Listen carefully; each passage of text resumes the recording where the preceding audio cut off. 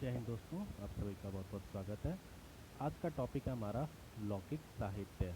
इसमें हम अन्य साहित्यों के बारे में भी पढ़ने वाले हैं।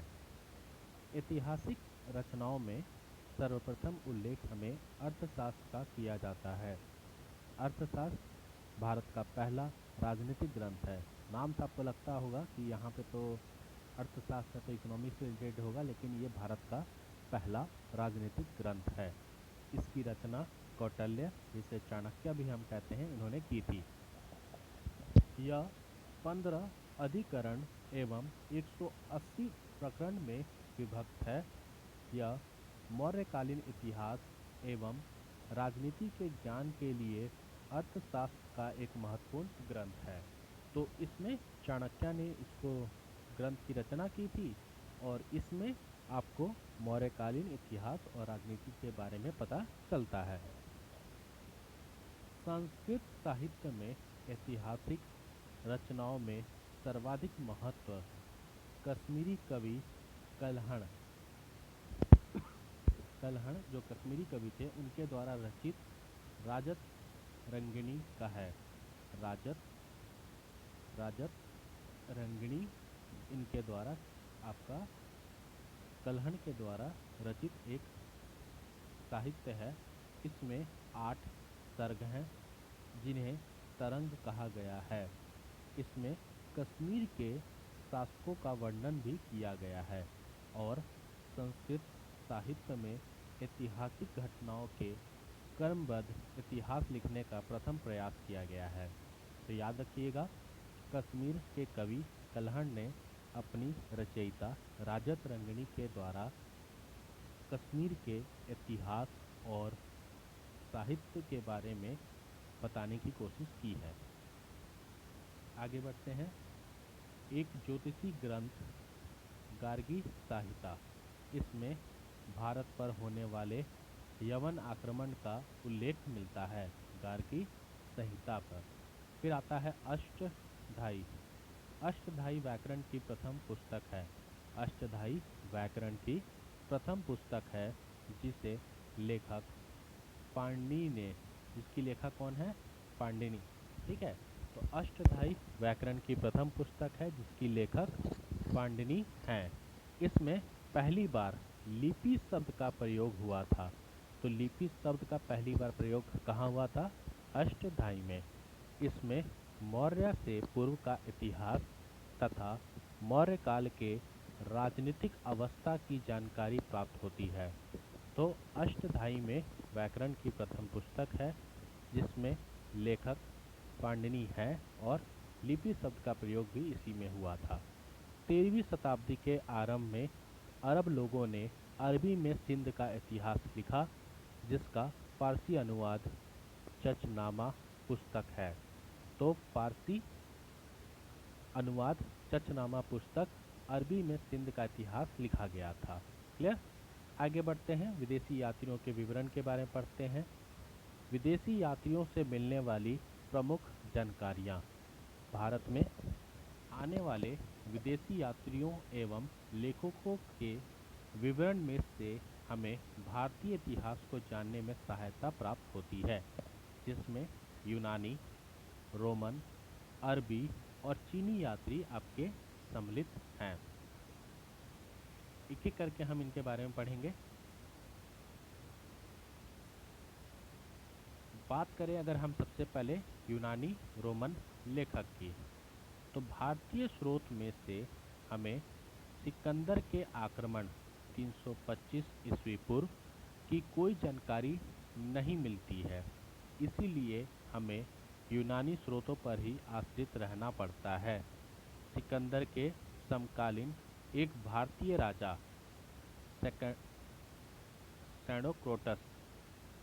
सेंड्रोकोटस का नाम मिलता है, जो यूनानी लेखकों स्ट्रोब्रो और जस्टिन ने किया है। एरियन तथा प्लूटॉक ने इसे एंड्रोकोटस तथा प्लिकोस ने सेंड्रोकोटस के नाम से उल्लेख किया था। तो एरियन और प्लूटॉक ने इसे एंड्रोकोटस और फिलॉकस ने इसे सैंडोकोटस के नाम से उल्लेख किया था।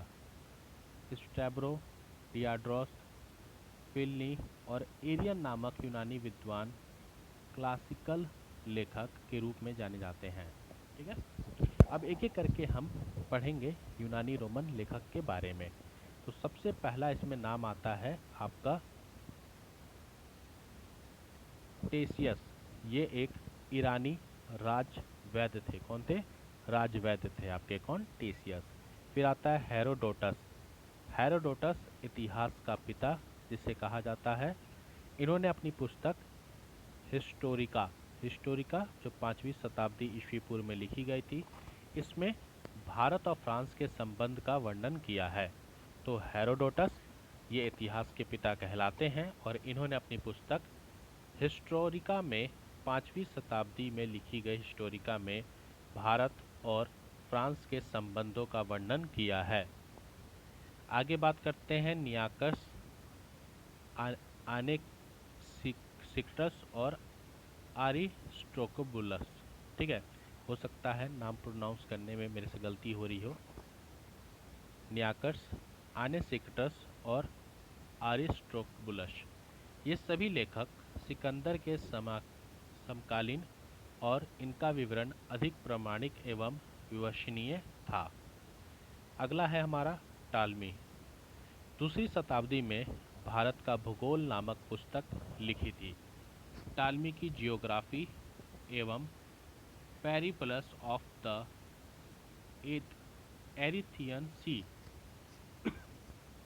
नामक पुस्तक लिखी। तो भारतीय बंदरगाहों और व्यापारिक वस्तुओं का वर्णन आपको जियोग्राफी और पेरिप्लस ऑफ द एरिथियन सी नामक पुस्तक में देखने को मिलता है। यह पुस्तक किसने लिखी थी? तो टॉलमी ने लिखी थी। टॉलमी। ठीक है, अब बात करते हैं डायनोसियस। डायनोसियस की बात करें तो मिस्र नरेश टालमी, मिस्र के नरेश टालमी फिलाडेल्फियस के राजदूत के रूप में अशोक के दरबार में आए थे। तो डायनोसियस जो थे वह मिस्र नरेश टालमी फिलाडेल्फस के राजदूत के रूप में अशोक के दरबार में आए थे। अगला नाम है इनका डाइमेकस। डाइमेकस सीरिया राजा एंटियोकस एक के राजदूत के रूप में बिंदुसार के दरबार में आए थे। तो बिंदुसार के दरबार में कौन आए थे? डाइमेकस। और डायनोसियस ये आपके अकबर के दरबार में आए थे, तो याद रखिएगा। मेगास्थनीज की बात करें तो सेलुकस निक्टर के राजदूत के रूप में 14 वर्ष तक चंद्रगुप्त मौर्य के दरबार में था। कौन? मेगास्थनीज। तो यहाँ से मैं थोड़ा सा आपको इम्पोर्टेंट कुछ पॉइंट बता देता हूँ। अशोक के दरबार में कौन आया था? डायनोसियस। बिंदुसार के दरबार में कौन आया था? डाइमेकस। चंद्रगुप्त मौर्य के दरबार में कौन आया था? मेगास्थनीज। तो याद रखिएगा, क्वेश्चन आपके ऐसे ही बनते हैं। मेगास्थनीज की एक पुस्तक थी, इस पुस्तक का नाम था इंडिका, जो मौर्यकालीन समाज और संस्कृति के बारे में बताया गया था। अगला है हमारा प्लिनी। ठीक है, इसकी पुस्तक नेचुरल हिस्टोरिका ईसा की प्रथम सदी यह लैटिन भाषा है जिसमें भारत और इटली के मध्य होने वाले व्यापार, वनस्पति और खनिजों का वर्णन किया गया है। किसने किया है? प्लिनी ने। ठीक है, आगे बढ़े। चलिए, चीनी यात्रियों के विवरण के बारे में अब हम पढ़ते हैं। चीनी लेखक यात्रियों के विवरण। भारत में आने वाले अधिकांश चीनी यात्री बौद्ध मतानुयायी थे। तो कौन थे? बौद्ध धर्म से रिलेट करते थे। पहला है आपका फाहियान। यह गुप्त नरेश चंद्रगुप्त द्वितीय विक्रमादित्य के दरबार में आया था। आपका फाहियान। तो फाहियान विक्रमादित्य के दरबार में भारत आया था। 399 से 414 ईस्वी में उसने भारत के विभिन्न स्थानों का भ्रमण किया और गुप्तकालीन भारत की सामाजिक, धार्मिक और आर्थिक स्थिति का विवरण इसने दिया था। किसने? फाहियान ने। ठीक है, अगला है हमारा हेनसांग। हेनसांग 7वीं सदी में हर्ष के शासन काल में भारत आया था? तो हेनसांग 7वीं सदी में हर्ष के शासन काल में भारत आया था और वह भारत में 16 वर्ष तक रहा था। तो भारत में कितने वर्ष रहा था? 16 वर्षों तक रहा था हेनसांग। 6 वर्ष तक उसने नालंदा विश्वविद्यालय में अध्ययन किया था। 6 वर्ष तक उसने नालंदा विश्वविद्यालय में अध्ययन किया। उसकी यात्रा विवरण सीयूकी नामक से प्रसिद्ध है, सीयूकी, जिसमें 138 देशों का विवरण है, जो हर्षकालीन भारतीय स्थिति जानने के लिए महत्वपूर्ण स्रोत है। कौन? हेनसांग। कब आया था? 7वीं सदी में हर्ष के शासनकाल में ये भारत आया था और फाहियान विक्रमादित्य के समय ये भारत आया था। अगला है आपका ही ली। ही ली इसके द्वारा लिखित हेनसांग की जीवनी से भी हर्षकालीन इतिहास का हमें विवरण मिलता है।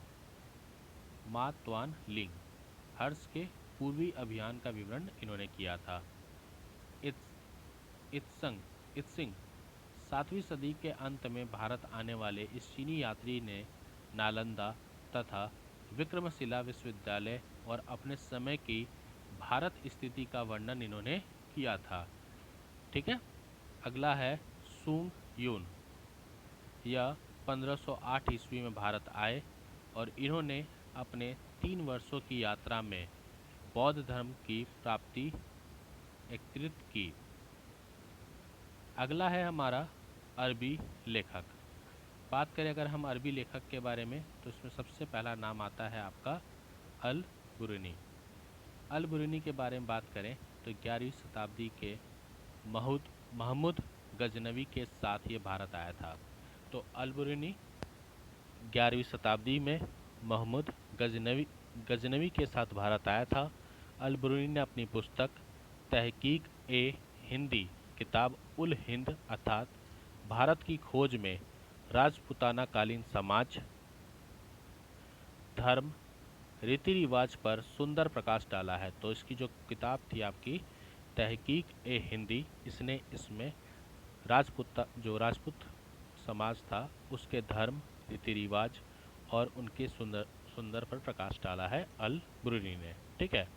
अल बुरुनी मोहम्मद द्वारा बंदी बनाया गया था और बाद में उसकी योग्यता से प्रभावित होकर उसे राज ज्योतिषी बना दिया गया। यह रवीना उज्बेकिस्तान का था। कौन? अल बुरुनी। फिर आते हैं सुलेमान। 9वीं शताब्दी में भारत आया था सुलेमान और तत्कालीन प्रतिकार शासकों और पाल शासकों के विषय में इसने लिखा था। तो प्रतिहार शासक और पाल शासक के बारे में सुलेमान ने लिखा था। अल मुसदी की बात करें तो 10वीं सदी में बगदादी यात्री अल मुसदी भारत आया था और यह राष्ट्रकूट और प्रतिहार शासकों की जानकारी देता है। अल मुसदी। अगला है हमारा इन बतूता की बात करें तो इसने अपना यात्रा वृत्तांत अरबी भाषा में लिखा है, जिसे हम रेहला कहते हैं।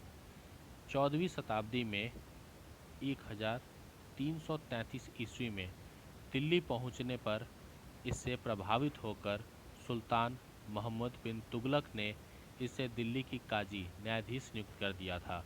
किसे? इब्न बतूता को। तो पूछेगा क्वेश्चन कि इब्न बतूता को दिल्ली का काजी न्यायाधीश किसने नियुक्त किया था? तो सुल्तान मोहम्मद बिन तुगलक ने किया था। अन्य लेखक की बात करें तो पहला है आपका तारानाथ। एक तिब्बती लेखक थे तारानाथ। इन्होंने कंगयूर तथा कंगयूर और तंगयूर नामक ग्रंथ की रचना की थी। भारतीय इतिहास के बारे में जानकारी मिलती है हमें तारानाथ की इन ग्रंथों से। फिर अगले हैं मार्को पोलो। 13वीं शताब्दी के अंत में पांड्य देश की यात्रा पर आए थे और इसका विवरण पांड्य इतिहास के अध्ययन से हमें मिलता है। क्लियर? तो आज हमने लेखकों के बारे में पढ़ा, कौन कौन से लेखक भारत आए थे, चाहे वो अरबी लेखक हों, चाहे वो आपके चीनी लेखक हों, चाहे वो आपके यूनानी लेखक हों। तो यूनानी और रोमन लेखक के बारे में हमने पढ़ा, चीनी लेखकों के चीनी यात्रियों के बारे में पढ़ा, और तीसरा हमने अरबी लेखक और अन्य लेखकों के बारे में पढ़ा। अगला टॉपिक हमारा प्राचीन भारत है, वो हम नेक्स्ट क्लास में स्टार्ट आपका कर देंगे। ठीक है, धन्यवाद, जय हिंद।